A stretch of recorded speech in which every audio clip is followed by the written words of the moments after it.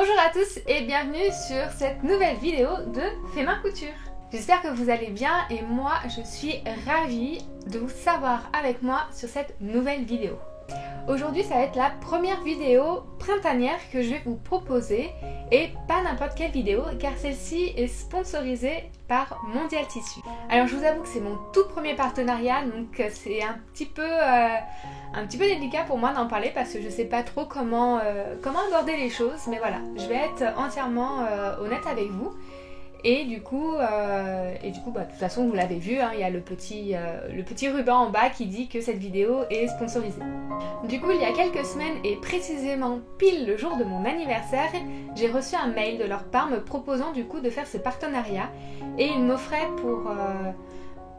bon, pas pour beaucoup, hein, pour quelques dizaines d'euros, la possibilité du coup de prendre des fournitures sur leur site pour en faire une vidéo. Ça tombait à point car l'une d'entre vous, il y a quelques mois, m'a demandé justement de faire une vidéo spécifique et j'attendais justement le printemps pour pouvoir le faire.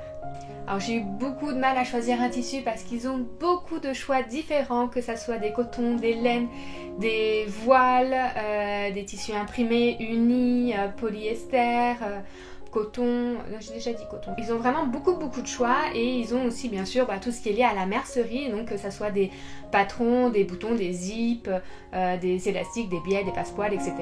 Et plein d'autres. Du coup je me suis d'abord arrêtée sur un premier choix de tissu qui était un coton qui est d'ailleurs celui-ci. Ah bah j'ai fait tomber l'autre, c'est pas grave. Moi je l'aime bien, un petit peu japonisant. Hop, je vais vous montrer l'autre côté.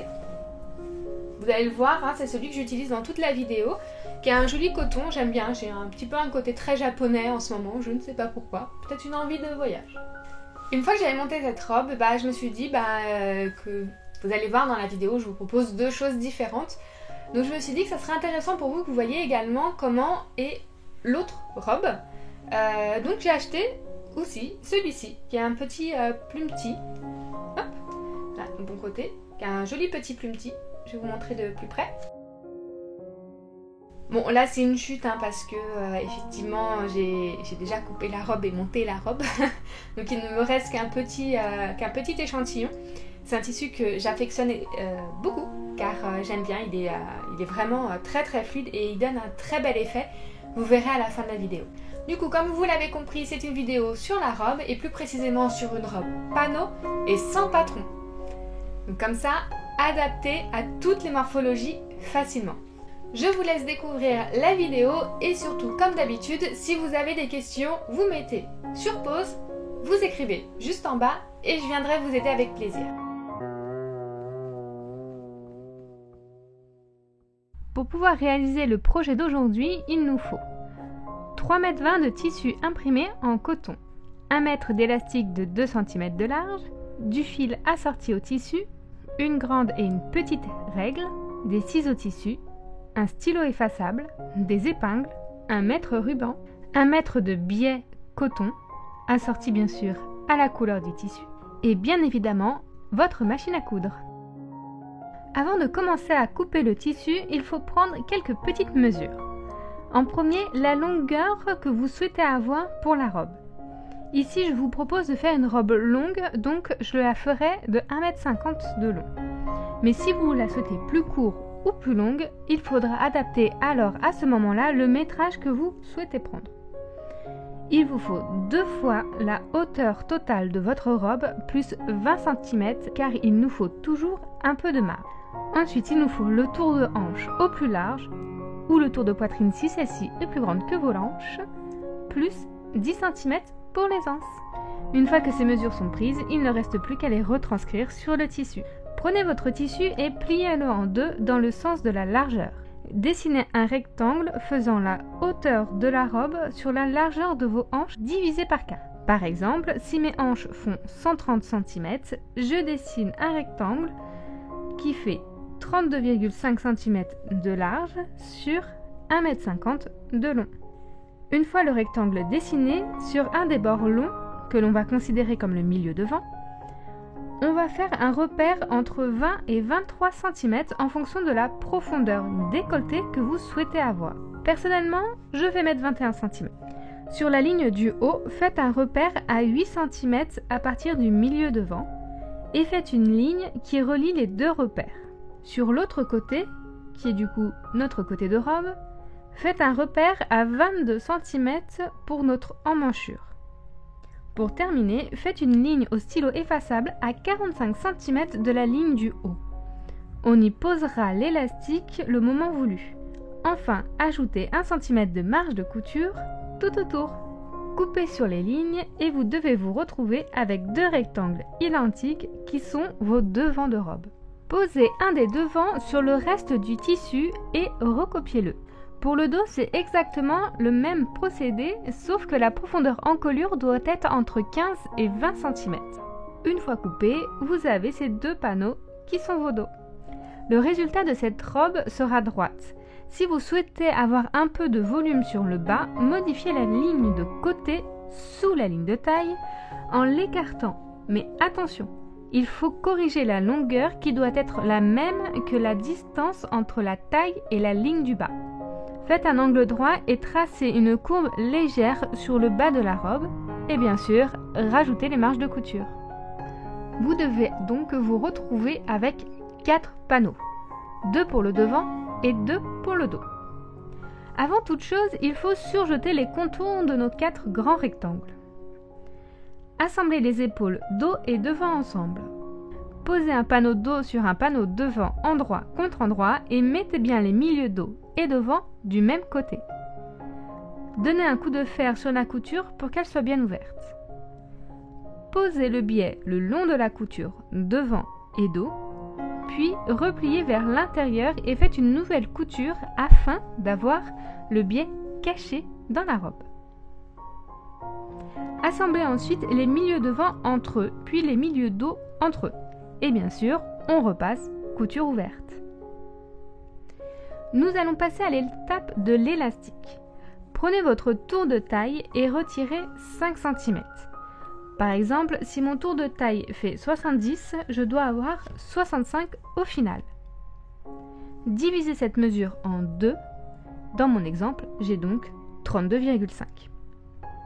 Ensuite, on ajoute 2 cm pour les marges de couture. Je vais donc me retrouver avec une mesure de 34,5 dans mon exemple. On coupe donc 2 fois cette mesure dans l'élastique car nous allons en poser un sur le devant et un autre sur le dos.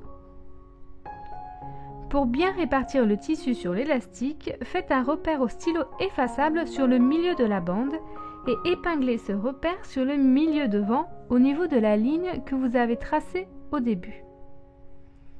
Épinglez les côtés, puis en faisant attention, étirez l'élastique jusqu'à ce que le tissu soit tendu, puis posez des épingles tous les 5 cm environ.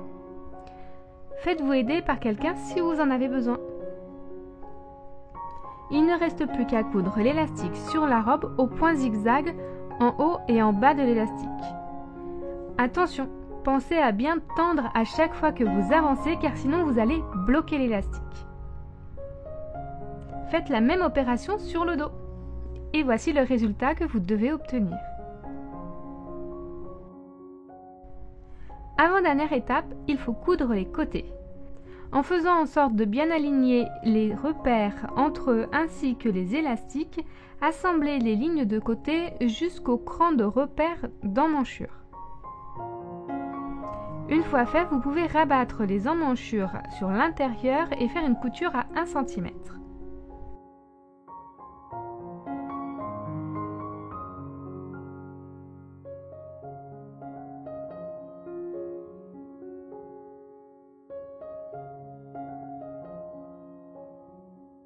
La dernière étape est la plus simple car il ne reste plus qu'à coudre l'ourlet de la robe.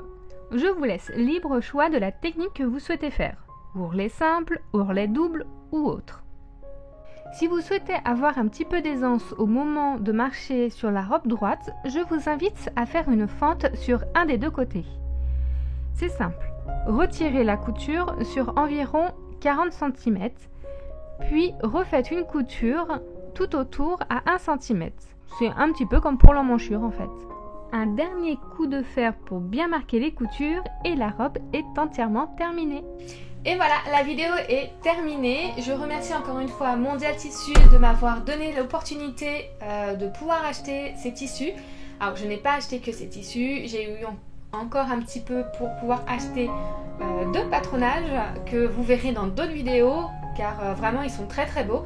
Et du coup je me permettrai d'en faire des petites vidéos, bon peut-être cet été et plus vers le septembre parce que j'ai plein de projets en cours encore.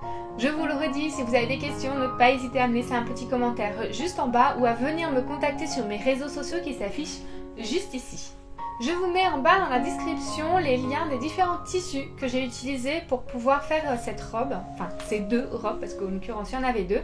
Donc n'hésitez pas si vous voulez les mêmes ou alors dans les mêmes et dans d'autres coloris ou je ne sais pas, n'hésitez pas à aller directement sur les liens, ça va vous permettre d'accéder au site. En attendant, j'espère que ma vidéo elle vous a plu et si c'est le cas et que vous n'êtes pas encore abonné à ma chaîne, je vous invite à le faire en cliquant sur le petit lien qui affichera là, ici, juste là, quelque part par là, normalement, et à activer les alertes juste en bas afin d'être au courant pour mes prochaines vidéos. Juste après, vous allez voir les robes portées parce que là, en fait, je pourrais les porter, mais vous verrez pas parce que j'ai pas assez de recul dans ma pièce pour pouvoir vraiment les porter et que vous les voyez. Donc du coup, il y a quelques petites photos qui arrivent là, vraiment juste après. Donc n'hésitez pas à aller jusqu'au bout de la vidéo afin de voir vraiment le rendu porté. En attendant, je vous dis à bientôt sur Fait Main Couture et je vous souhaite d'être créatifs. Ciao!